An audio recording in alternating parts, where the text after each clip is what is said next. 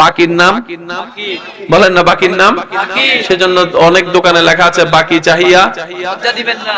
এটার কারণ কি জানেন? ক্রেতা বিক্রেতা আমাদের মতো বাটফার, সেজন্য বিশ্বাস নাই। আর এখানে মুসলমানরা বাকি রাখতেছে সবকিছু আহকামুল হাকিমিন রহমানুর রহিমের কাছে, যেই আল্লাহ ওয়াদা খেলাফ করে না, যিনি হ বললেই দিন রাত হয়ে যায়, রাত দিন হয়ে যায়। সেজন্য এখানে লস বলতে কোন শব্দ বলে না, লস বলতে শব্দ। দোকানে যদি 5 টাকা দেন জিনিস পাবেন কয় টাকার? যুবকরা একটু জোরে বলেন। 10 টাকার জিনিস দিলে মূল্য পাবেন, জিনিস পাবেন কয় টাকার? কিন্তু রবের দরবার এমন দরবার, রব বলে যে ব্যবসাটা একবার আমার সাথে কর। সুবহানাল্লাহ। দুনিয়াতে ব্যবসা অনেক করছস, 50-50ও লাভ নাই। আজকে আছে লাভ, কালকে কত বড় বড় ফ্যাক্টরি গার্মেন্টস ওলা বন্ধ হয়ে গেছে। এই আওয়াজ দেন, আরো জোরে বলেন।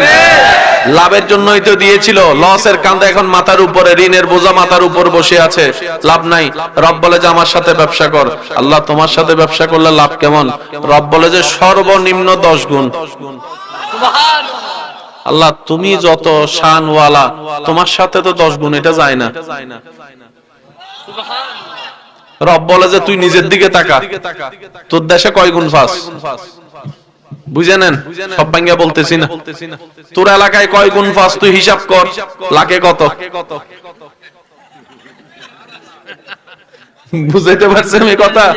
তোর এলাকার ডান পাশে একটু খবর নে যে তুই কত ফাস, আর আমি সর্বনিম্ন 10 গুণ দিতেছি। সেটা আমার শান অনুযায়ী নয়, তোর ওয়েট অনুযায়ী, তোর যোগ্যতা অনুযায়ী, তুই যতটুকু নিতে পারবি সে অনুযায়ী।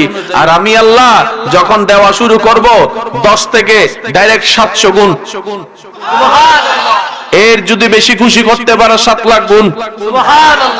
যদি এর বেশি খুশি করতে পারো বেগাইরে হিসাব, হিসাব ছাড়া দিতে